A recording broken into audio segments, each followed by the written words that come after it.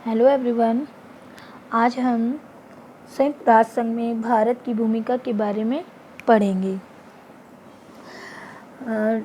संयुक्त राष्ट्र संघ की स्थापना 24 अक्टूबर 1945 में हुई थी और इसका उद्देश्य क्या था, ये किस लिए इसकी स्थापना हुई थी? विश्व शांति और सहयोग को बढ़ावा देने के उद्देश्य के लिए इसकी स्थापना की गई थी। भारत सन 1945 से ही संयुक्त राष्ट्र संघ का सदस्य बना है और भारतीय संविधान में इसके उद्देश्यों को भी ग्रहण किया गया है। पंडित जवाहरलाल नेहरू ने तो संयुक्त राष्ट्र संघ के प्रति भारतीय नीति को स्पष्ट करते हुए कहा था कि भारत का संयुक्त राष्ट्र संघ के प्रति जो व्यवहार है पूर्ण सहयोग वाला रहेगा और भारत इसकी समस्त गतिविधियों में पूरी तरह से भाग लेगा। इसका मतलब ये है कि भारत को संयुक्त राष्ट्र संघ का मौलिक सदस्य मान लिया गया था, मौलिक सदस्य ही कहा जा सकता है, ठीक है। और भारत का संयुक्त राष्ट्र के जो उद्देश्य हैं उसमें अटूट विश्वास रहा है और यही कारण है कि संविधान में भी इसके उद्देश्यों को ग्रहण किया गया है, ठीक है। और ये भी कहा गया कि भारत विश्व शांति और अंतर्राष्ट्रीय सहयोग को बढ़ावा देने वाली नीतियों का पालन करेगा और उसका जो रवैया है, जो उसका व्यवहार है, संयुक्त राष्ट्र संघ के प्रति सहयोग वाला रहेगा, ठीक है। भारत का संयुक्त राष्ट्र संघ को मजबूत बनाने में काफ़ी योगदान रहा है, जिसे हम निम्न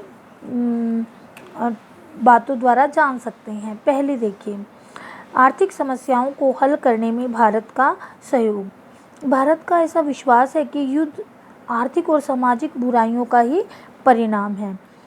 अगर आर्थिक असमानता और सामाजिक न्याय के प्रति यदि आर्थिक असमानता और सामाजिक अन्याय को समाप्त कर दिया जाए तो विश्व युद्ध भी समाप्त हो जाएगा, ठीक है।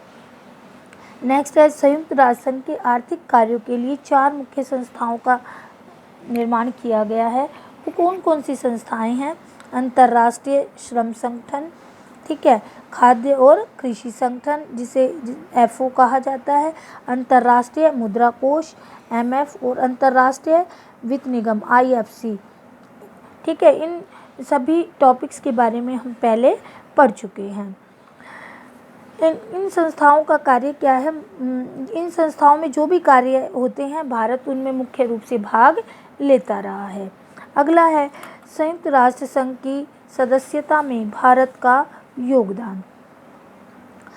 देखो, भारत की सदा से यही नीति रही है कि विश्व शांति बनाए रखने के लिए, संयुक्त राष्ट्र संघ की सफलता के लिए, ठीक है, संसार के सभी देशों को जो संयुक्त राष्ट्र संघ के सिद्धांतों एवं उद्देश्यों में विश्वास रखते हैं उन्हें उनका सदस्य बनना चाहिए। मतलब कि भारत का ऐसा मानना है कि जो संयुक्त राष्ट्र संघ के सिद्धांतों और उद्देश्यों में विश्वास रखते हों और विश्व शांति प्रिय हों तो उन्हें संयुक्त राष्ट्र संघ का सदस्य बनना चाहिए। इसीलिए सन 1950 से लेकर अगले 20 वर्षों तक लगातार जब भी संयुक्त राष्ट्र संघ में साम्यवादी चीन का सदस्य बनने का प्रश्न आया तो भारत ने सदैव इसका समर्थन ही किया था और बांग्लादेश को भी संयुक्त राष्ट्र संघ का सदस्य बनाने में भारत ने महत्वपूर्ण भूमिका निभाई। अगला पॉइंट है, चार्टर तैयार करने में सहायता। संयुक्त राष्ट्र संघ का चार्टर बनाने में भी भारत ने भाग लिया। भारत की ही सिफारिश पर संयुक्त राष्ट्र संघ ने चार्टर में मानव अधिकारों और मौलिक अधिकारों को बिना किसी भेदभाव के प्रोत्साहित करने का उद्देश्य जोड़ दिया था, ठीक है। और भारत संयुक्त राष्ट्र के चार्टर पर हस्ताक्षर करने वाले प्रारंभिक देशों में से एक है। यानी कि जो संयुक्त राष्ट्र संघ का जो चार्टर बना था उस पर हस्ताक्षर करने वाले देशों में भारत भी है। आगे है, रंग भेद के विरुद्ध संघर्ष। भारत ने रंग भेद की नीति को विश्व के लिए खतरा माना है और रंग भेद पक्षपात का सबसे व्यापक और अभ्यस्त और जो भ्रष्टापूर्ण प्रदर्शन का उदाहरण रहा है वो है एशिया और अफ्रीका में काले वर्गों के प्रति गोरे वर्गों की घोषणा, ठीक है। रंग भेद की नीति में दक्षिण अफ्रीका की सरकार सबसे आगे है। भारत ने संयुक्त राष्ट्र की महासभा में यह कई बार रंग भेद की नीति के विरुद्ध आवाज़ उठाई और विश्व जनमत तैयार किया, जिसके परिणाम स्वरूप राष्ट्र संघ ने अनेक प्रस्ताव पारित किए थे। अगला योगदान है जो वो है अंतर्राष्ट्रीय शांति और सुरक्षा की स्थापना में भारत का योगदान। अंतर्राष्ट्रीय शांति यानी वैश्विक स्तर पर शांति और सुरक्षा, ठीक है। इसमें सबसे पहले जो है वो है कोरिया की समस्या। बच्चों, सन 1950 में उत्तर कोरिया ने दक्षिण कोरिया पर आक्रमण कर दिया था और इस आक्रमण के लिए उत्तरी कोरिया को दोषी ठहराया गया और 16 राष्ट्रों की सेनाएं उत्तर कोरिया के प्रतिरोध के लिए भेज दी गई और भारतीय सैनिकों ने भी इसमें भाग लिया था। भारत ने इस युद्ध को समाप्त कराने तथा युद्ध बंदियों के आदान प्रदान में महत्वपूर्ण भूमिका निभाई थी। यानी इससे हमें क्या पता चलता है कि अंतर्राष्ट्रीय शांति स्थापित करवाने में भी भारत का महत्वपूर्ण योगदान रहा। अगला है स्वेज नहर की समस्या। सन 1956 में मिस्र यानी इजिप्ट के राष्ट्रपति ने स्वेज नहर का राष्ट्रीयकरण कर दिया था और इसके कारण इंग्लैंड, फ्रांस तथा इजराइल ने मिलकर क्या किया, मिस्र पर आक्रमण कर दिया। भारत ने ब्रिटेन और फ्रांस की घोर निंदा की इसमें और महासभा में उस प्रस्ताव का समर्थन किया गया जिसमें ये कहा गया था कि युद्ध को तुरंत बंद कर दिया जाए और इस समस्या को हल करने में भारत ने महत्वपूर्ण भूमिका निभाई। जो नेक्स्ट है वो है बच्चों कांगो समस्या।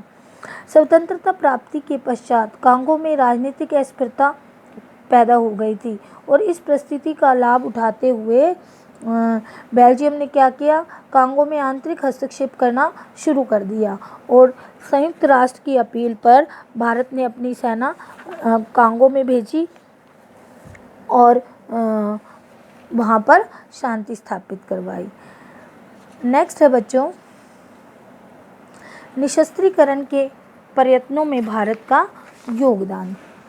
संयुक्त राष्ट्र संघ के चार्टर में महासभा, सुरक्षा परिषद दोनों पर ये दायित्व डाला गया है कि वे निशस्त्रीकरण के लिए कार्य करें और भारत की भी यही नीति रही है कि निशस्त्रीकरण के द्वारा विश्व शांति को बनाए रखा जा सकता है और परमाणु शक्ति का प्रयोग सैनिक कार्यों के लिए ना किया जाए। मानव अधिकारों के रक्षा। भारत मानव अधिकारों का महान समर्थक रहा है और इसका प्रयास रहा है भारत का कि संयुक्त राष्ट्र संघ मानव अधिकारों की रक्षा के लिए कारागार कार्यवाही करे। भारत ने अपने नागरिकों को लगभग सभी वे अधिकार प्रदान किए हैं जिनकी घोषणा संयुक्त राष्ट्र संघ के द्वारा की गई थी।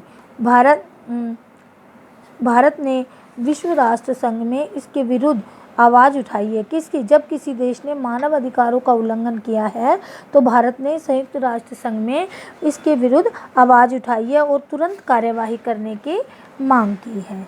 ठीक है, नेक्स्ट अब आपने जाना होगा कि किस तरह जान लिया है कि किस तरह संयुक्त राष्ट्र संघ में भारत अपनी सकारात्मक भूमिका निभा रहा है। अब बात करते हैं एक ध्रुवीय विश्व में संयुक्त राष्ट्र संघ एक मूल्यांकन। ठीक है, सन 1991 में सोवियत संघ के विघटन के पश्चात विश्व राजनीति में अमेरिका का दबदबा कायम हो गया था। ये तो बच्चों हम लोग जान गए हैं। जैसे ही सोवियत संघ का विघटन हुआ अमेरिका का दबदबा बढ़ता ही चला गया। अब अमेरिका अन्य राज्यों को अपना आदेशों का पालन करने के लिए मजबूर करता है। पर ऐसी स्थिति में ये प्रश्न उठता है, क्या संयुक्त राष्ट्र संघ की कार्यवाहियों और निर्णयों को भी अमेरिका अपनी इच्छा अनुसार करवाने से रोका जा सकता है? अमेरिका को ये प्रश्न उठता है हमारे दिमाग में कि अमेरिका को अपनी इच्छा अनुसार जो भी कार्य है या संयुक्त राष्ट्र संघ की कार्यवाहियाँ हैं उनको करने से रोका जा सकता है। परंतु कई ऐसे कारण हैं जो संयुक्त राष्ट्र संघ के लिए ऐसा कर पाना बहुत कठिन हो गया है। क्या कारण है वो? पहला है संयुक्त राष्ट्र संघ के विघटन के कारण अमेरिका विश्व में एक महाशक्ति के रूप में मौजूद है वह अपनी आर्थिक एवं